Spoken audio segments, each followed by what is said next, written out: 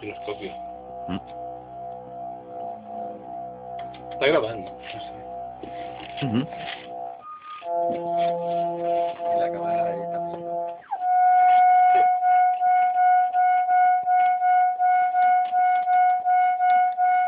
Tienes que filmar desde cerca el osciloscopio, tío. Mola que te cagas. Sí, pues, encara més per el teléfono. No dic xino que si se pot moure'ns i pilla... ¿Pero que está pillando el teléfono? Sí. Es lo que pilla en el teléfono. Okay. There it is. Okay, basically the benjolin has 4 parts.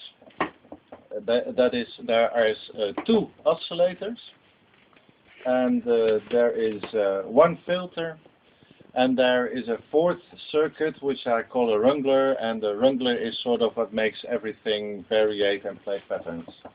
So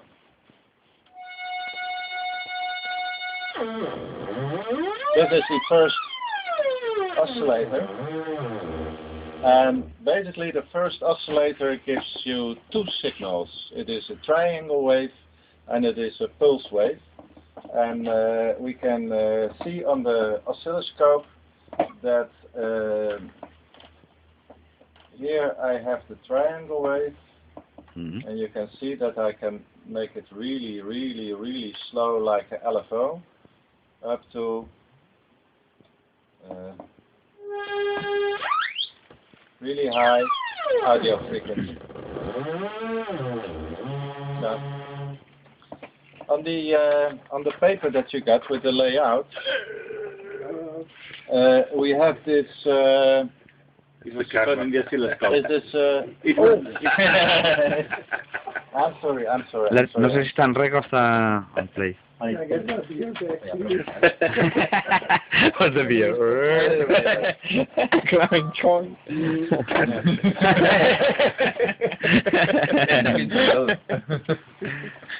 Like this? Yeah, it's okay.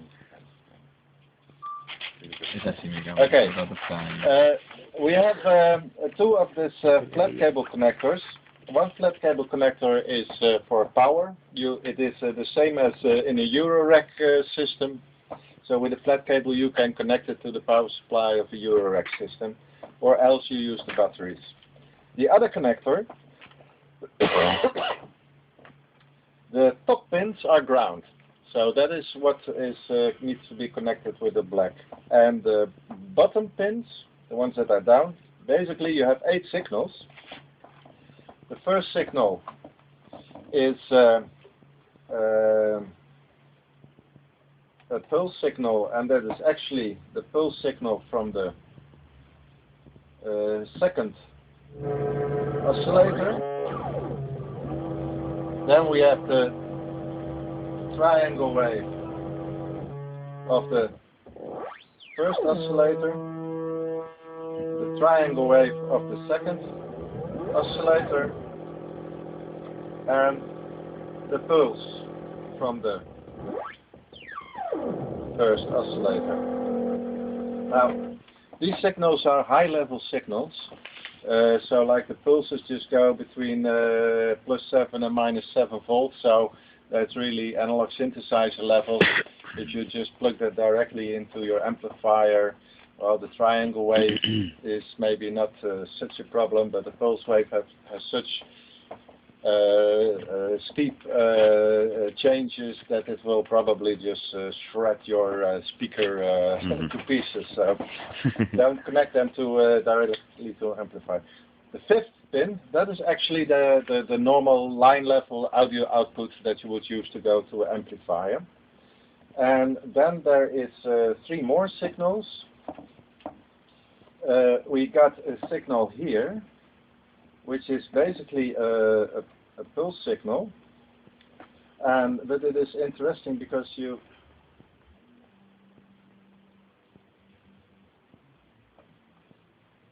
see that it has a pulse width modulation.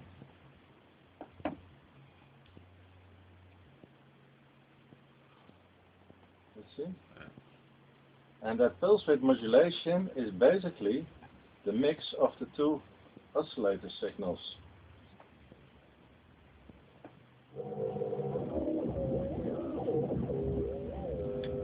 Because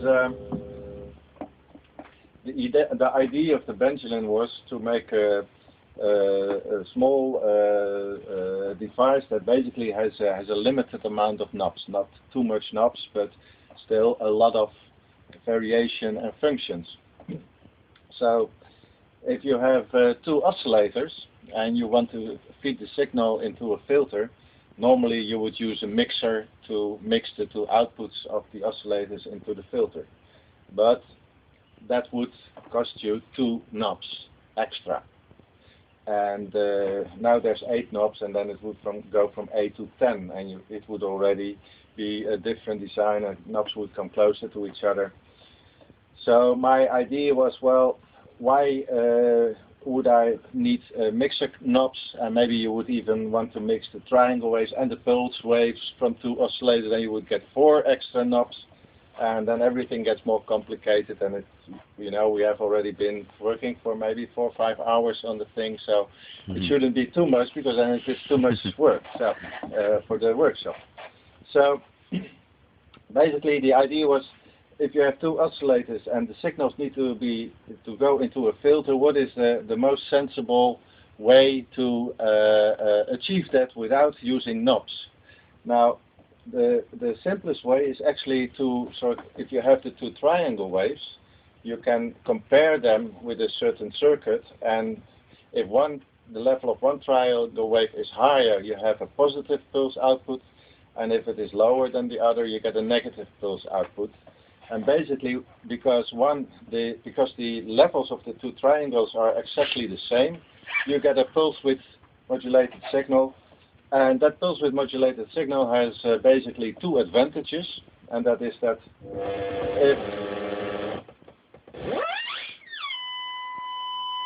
if one is tuned low and the other is tuned high, you get that really nice, full, spacey pulse width effect that you know from synthesizers, and that also filters so nicely. And you get a lively sound. The other advantage is that if you speed up both oscillators into the audio range,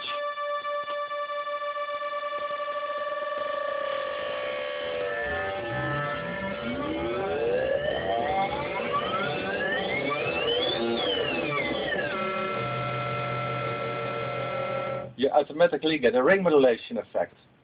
So this was one of the clever things about the design of the benjolin. That is, although you do not have any mixing knob for the 2 oscillators, you basically sonically get the most interesting ideas out of them just by using this one very simple comparator circuit to mix the 2 triangle waves into one signal that goes into the filter. And the other advantage is that basically you can silence the machine by turning off the filter, turning it fully down. But if it's up, basically you will always get some sound, at least. Okay, so those are the 2 oscillators, and these signals you have available on the pins. Also, this pulse width modulated signal from the comparator is also available. That is that 6th pin. And the mix of the signal goes into the filter, and the filter is a very simple 12 dB filter with resonance.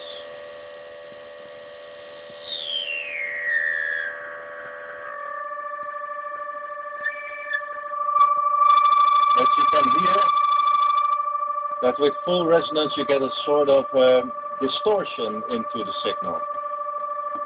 Now, if we look at that distorted signal on the oscilloscope, and then I see, I think I should go to,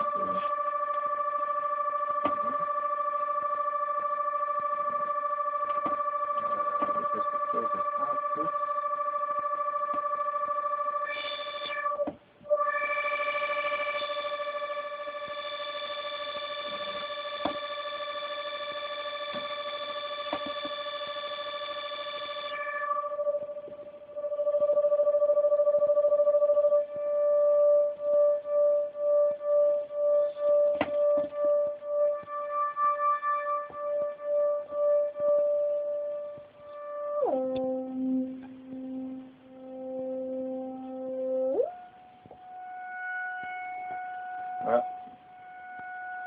It is a little bit difficult to see on the oscilloscope what happens, but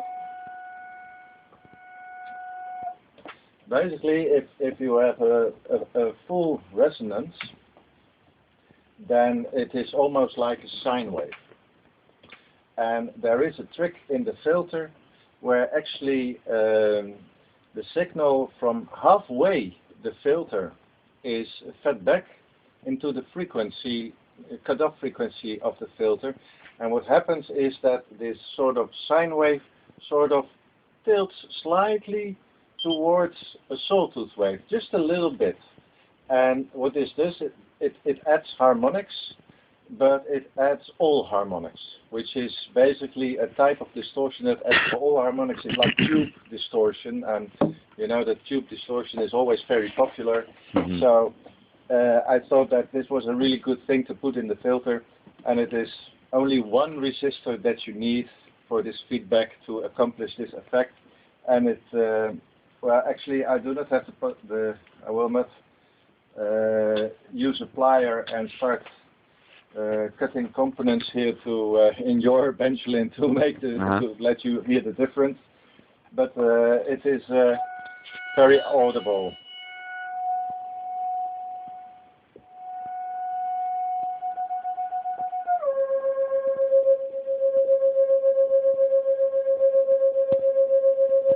Here you can sort of hear the sort of tube kind of distortion in the sound. And because it is, well, you can see a little bit that it is not really like a pure sine wave, but it's slightly hangs. Okay, so it's just a little bit that you need to get this particular kind of distortion. Okay, then of course. It is interesting to make a little thing like this sort of come alive and make it sort of give it modulations. And for that there is a circuit that is I call the wrangler, and basically it is you should sort of see the schematics. Let's see, yes, here actually is the wrangler circuit. What you see is that to the left of the circuit is a op-amp, and for some of you who are experienced twiddling with breadboards and stuff, you know what the op-amp is. Mm-hmm.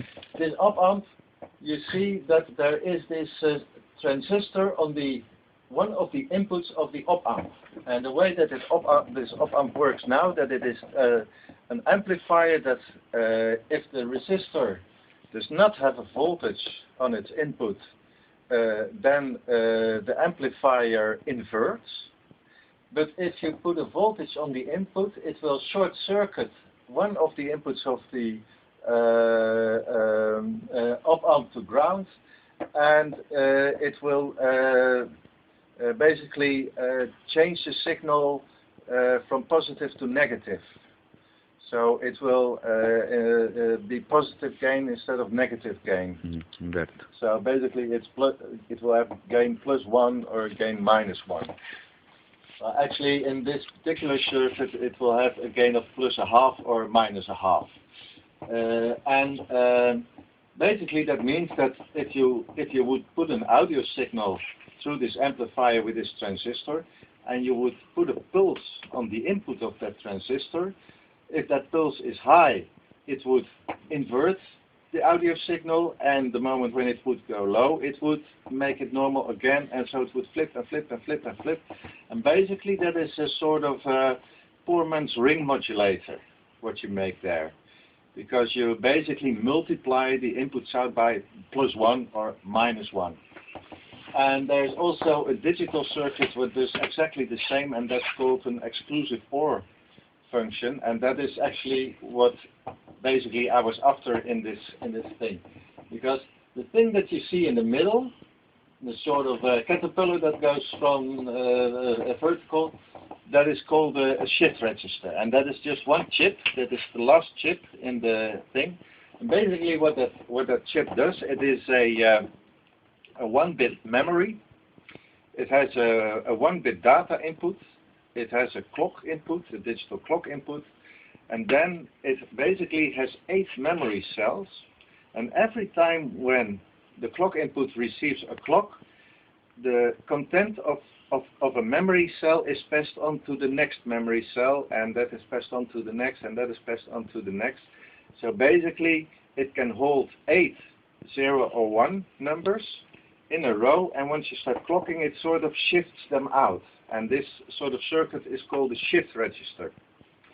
And the reason why I wanted to have this circuit in here is because I wanted to make a box that is in itself chaotic.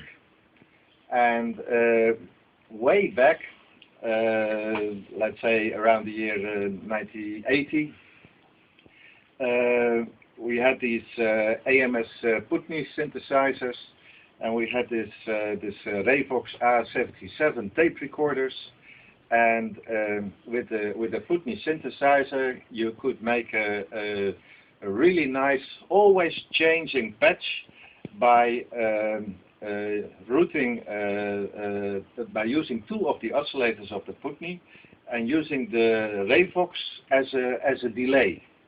Because the Revox had 3 heads, a recording head and a playback head, and you could record and a little while later on the playback head you couldn't get the signal back, and because it had 2 tracks you could make 2 delays. So what you would do, you would feed the output of one oscillator in the left input of the tape deck, then the output of that left channel on the tape deck would go into the frequency modulation input of the second oscillator. The output of the second oscillator would go into the second track of the Revox, and the output of the second track of the Revox would go back into the frequency modulation of the first oscillator. So you would have a cross modulation system, and the Revox would introduce some time delay. So the cross feedback would be delayed, and this delay sort of makes the system completely chaotic and totally unpredictable. And it could just go on for hours and constantly do different things. So I remembered that, and I thought that is something interesting to do in the benjolin. But I thought, well, okay, we have these 2 oscillators, but now we need time delay. And I thought, oh yeah, well, these days we have this digital 24-bit delay chips, and but they are surface mount, and they are expensive, and they are hard to get on the chip, and not really a good idea for a workshop. So I thought, and then I thought, but for instance, if I delay the pulse signals from the oscillators, I don't really need 24-bit delay because it's just 1 bit. It's a 1-bit signal. So I thought, okay, I can do with a 1-bit delay. And then I thought, well, you used to have these CMOS chips, and they would have just 8 delay stages, but because you clock them, you can sort of, if the clock is low, you get a relatively long delay. And I thought, okay, let's use one of these old chips basically as a digital delay, but a 1-bit delay of very short length. And so that's basically what happens. So this circuit means that one pulse from one oscillator basically goes to the data input of this shift register, and the pulse from the other oscillator goes into the clock input of this shift register. So when the second oscillator clocks, it just looks if at that moment the first oscillator pulse is 0, it will clock in a 0, and if it is 1, it will clock in a 1, and then after 8 clocks, that 0 or 1 will come out. And with this particular chip, you actually have this 6th, 7th, and 8th delay bits available as separate outputs. So I thought, now this is really interesting, because if I look at these 3 bits as like a 3-bit signal, then I can make a 3-bit digital to analog converter, and then you get an 8-level step signal, And that 8-level step signal, it is delayed. It is basically produced by the product of the two oscillators. So if I feed that back into the frequencies of the oscillators, undoubtedly the thing will be chaotic. And basically that is what you get. Like if I now have this high oscillator here, I can add this step signal.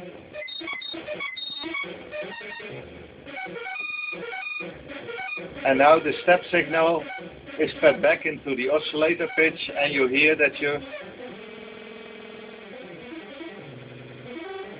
and I can also feed it to the other one, and if I feed it to both,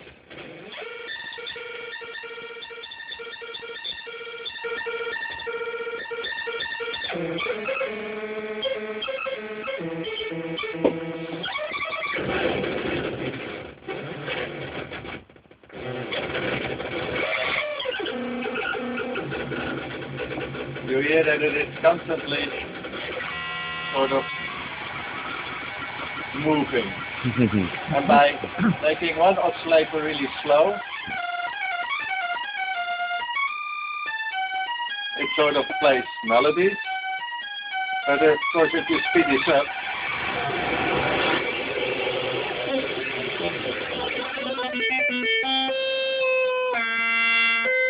you basically get sort of like a waveform. So if you see this on the oscilloscope, because we have this step signal available, it is this signal.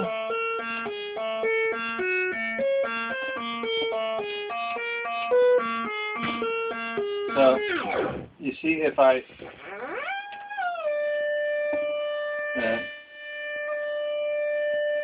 the right oscillator is the clock.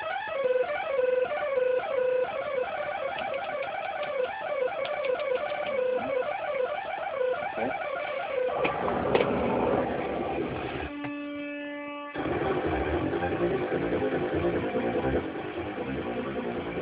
So the interesting thing is that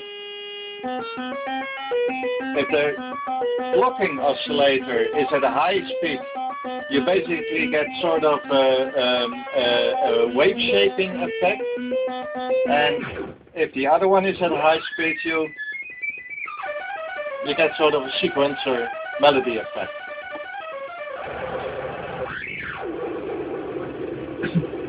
Okay. Now we also have the pulse output available that comes out of the shift register, which does not go into the analog to the digital to analog converter, but only here, and you see that it's basically just a pulse. Okay. Now what we can do with this signal is that, and basically this circuit I call a wrangler. And because I have never seen a module using this exact principle, and well, that's not that I know of, and so I thought, well, and I already thought of this signal really early in the 80s, of this particular circuit really early in the 80s, maybe about 1980, 81. But just a couple of years ago, I just remembered that circuit and started using it again because it's so efficient in making noise. I thought I should give it a name, and I thought, well, nobody else apparently has done something with it, so maybe that entitles me to give it a name. And I was thinking of some names, and then I just Googled those names, and finally, but they all already meant something, and finally this word wrangler popped in my head, and I Googled wrangler in Google, and there was no hits. Apparently an existing word, so I thought, okay, that's the name it's going to be. It's going to be a wrangler. And yeah, So this, with this Wrangler signal, you can basically modulate other things. So you can use it for this cross modulation, which is basically the same as with this Putney and Wavefox, but you can also use it to modulate the filter cutoff.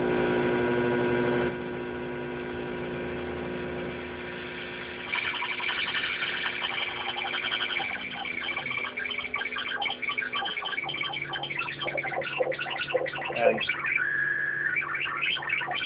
then you hear the sort of sequencer effect appear in it, or if you tune them.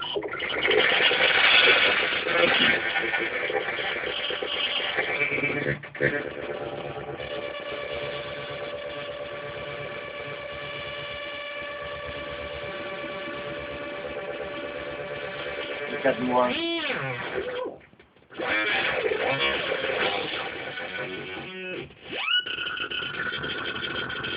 You can make it sputter and stutter and slither and slobble and whatever names you can think of for this thing. Okay, so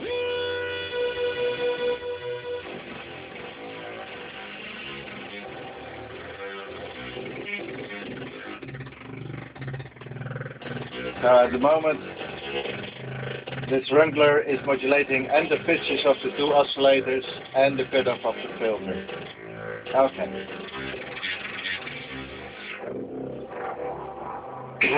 You can also modulate the cutoff with the filter with the triangle wave of the second oscillator.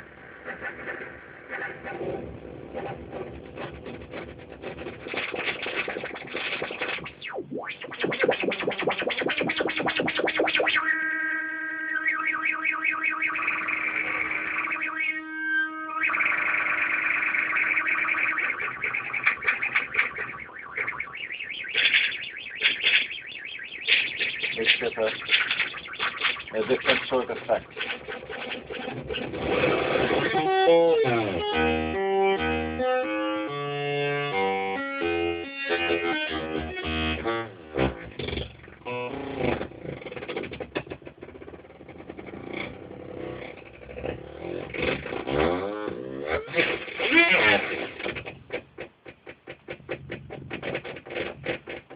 Okay. Okay, now there is one very simple and interesting modification, and all you have to need for that is a switch. And what this switch is, it actually works on this Wrangler circuit, because in this Wrangler circuit we have this transistor that's totally to the top left of the bottom left, and that is a very important component because that transistor actually sort of flips this signal together with this op-amp, as I was saying before. So if you put an external switch over this transistor, you can actually, if you close that switch, you always have a short circuit there, and the transistor is always in basically in one state. You override the thing, and then what happens is that the output of the shift register goes back to the input of the shift register unaltered, and the pattern that is currently in that shift register is just recirculated, and you basically fix your pattern that way. So that's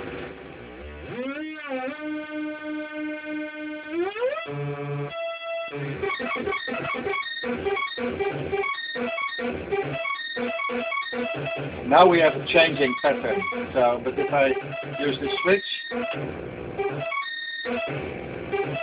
Look. it holds the pattern.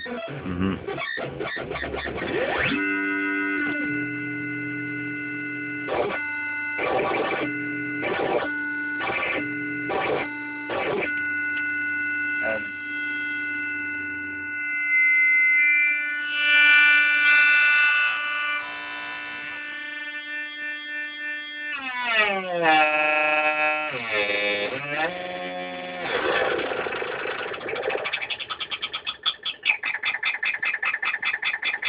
so now you sort of give it a repeating sort of drone. And you can change it by flipping the switch back and forth, and Loophole. and it sort of loops.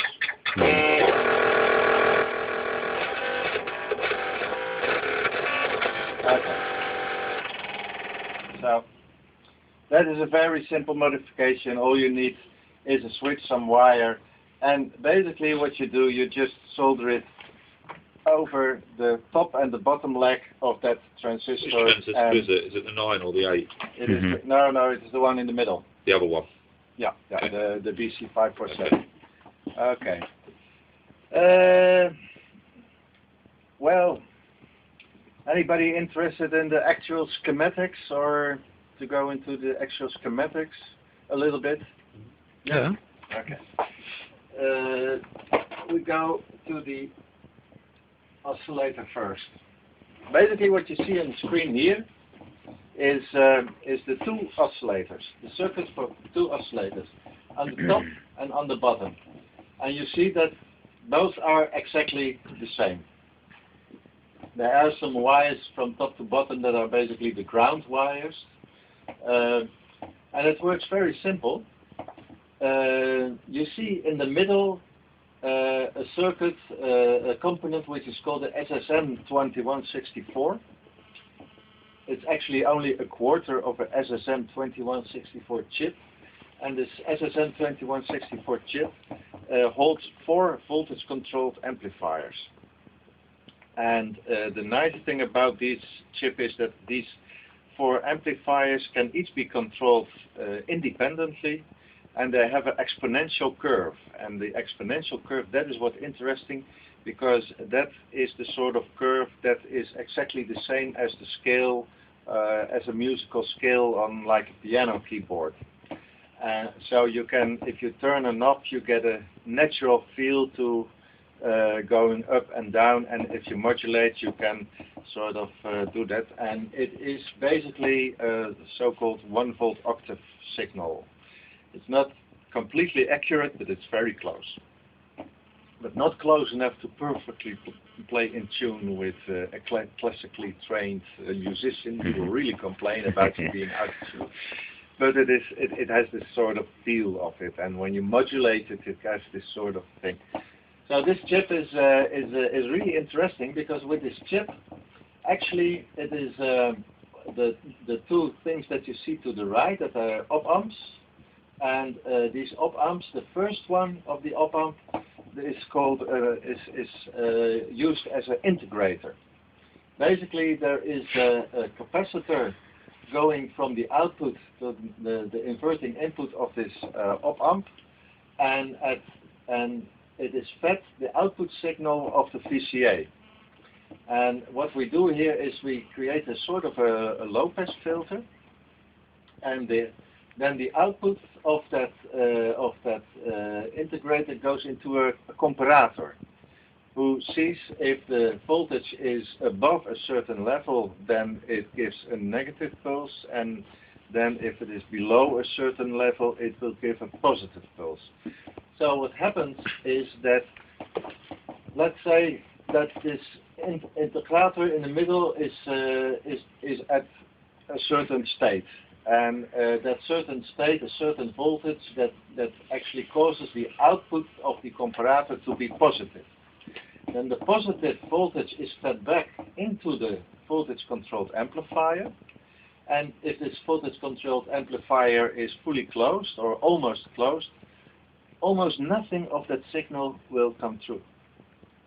And then the low pass filter integrator with a capacitor will take a really long time before it sort of charges up to reach the voltage where the comparator flips to the other state, and where it will start to sort of drain that capacitor. So it's a little bit like you got a bucket and you got a tap of water, and slowly water goes into the bucket, but that is, when it comes to a certain level, then there is some mechanics that closes the tap, and there is a tap that sort of empties the bucket, that opens. And then when the bucket is almost empty, then the mechanics will close that tap and it will open the tap again where the water comes in, and it will rise and it will go down and it will go up and it will go down. And basically that is what creates this triangle wave, and that is how you make a triangle oscillator. And you do not only have this triangle wave available, you also have the signal available that says tap 1 is open or tap 2 is open, and that basically is your pulse signal. So this type of oscillator gives you two signals. It is basically a pulse and a triangle wave. And this voltage controlled amplifier, which basically sort of says how far the taps are open, if there's only very little water dripping in, or if there's a lot of water coming at once, so it really goes like that. That is basically the trick to control the frequency. And so the signal that controls the frequency, the SSM 2164 is really good, because the difference between very low current or very much current is really big, so big that basically you can make an oscillator with a sort of 18 octave range, and you can make an oscillator where if the knob is turned to the right, you get an audio frequency, and if the knob is turned to the left, you get an LFO frequency, which I think is a very convenient sort of oscillator, because you can use it for audio or for modulation sources, and it's also sort of the simplest circuit here that you can build this. And what is to the left is basically the knobs and the mixers for the control voltage that sets this voltage controlled amplifier. So that is in essence how it works, this oscillator. What are the op-amps before the VCA do? Those are the mixers for the control voltage. They mix it together, okay. Yeah. It's simple but elegant. Yeah. As you can see, here is this Rungrove circuit again, which is only also one CMOS chip, two op-amps and a transistor and a couple of resistors. Also very simple but elegant. And then we go to the filter. And the filter basically uses two of the VCAs in this SSM 2164 chip to make a 12 dB filter, a two-pole state variable filter it is called, and it is a very common filter that you find in synthesizers. And the advantage of this filter is that you can control the cutoff, but you can also control the resonance, make it resonant, and you can do this little trick with this distortion to the filter, which works quite nice to this filter. I will not really go deep into filter technique, because that's a whole different story, and I could talk for hours about filters, so I will skip that. It's just to show that the nice thing about the benjolin is that it is all based around this one particular chip, the SSM 2164, which is not produced anymore from the original analog devices manufacturer. They stopped producing it about a year ago. But Cool Audio has taken over the production, and that's in China, and now it's called the V2164. And shops like Banzai and Das Musikding and those kind of shops, they actually sell this V2164. It's slightly more expensive than the original analog devices one, but it's basically the same chip. So it's still available, and hopefully, well, Cool Audio, as I understand, is owned by Behringer, and Behringer is a very big company that's going to be in business for many more years, I suppose. So I think the chip will hopefully stay with us for quite a while longer. Then there is 3 quad op-amp chips and 1 dual op-amp chip, because in total we need 14 more op-amps around this SSM 2164. and there's this one digital shift register chip. But basically with this SSM2164 we create 2 oscillators and a filter, which is almost a little bit a complete synthesizer. So, well, for now I think I've said enough about benjolin. Have you tried any other logic feeding into the bit shifter? Yeah, that's in the modular analog modular system. There's also a Wrangler module that actually has 5 different modes, and there's different sort of things because you can make all sorts of variations on this shift register ID, and yeah. So it's a much more advanced version of the one in here. Yeah, this is basically the simplest that you can get. It is basically also just one delay. Actually, when I built the Blippo box before this one, the Blippo box actually has 2 shift registers because that was really sort of a copy of that Putney Revoxy day.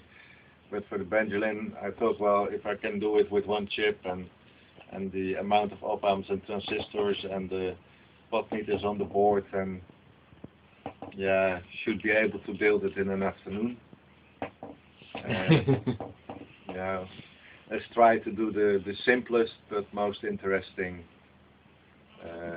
thing. So that's your benjolin. Cheers. It's not coffee. I'll add a little bit to when you start tweaking and playing it. Yeah. It will, you know, but you will find that after a while that it is actually quite predictable. You will get a sense of, oh, okay, if I put the knobs in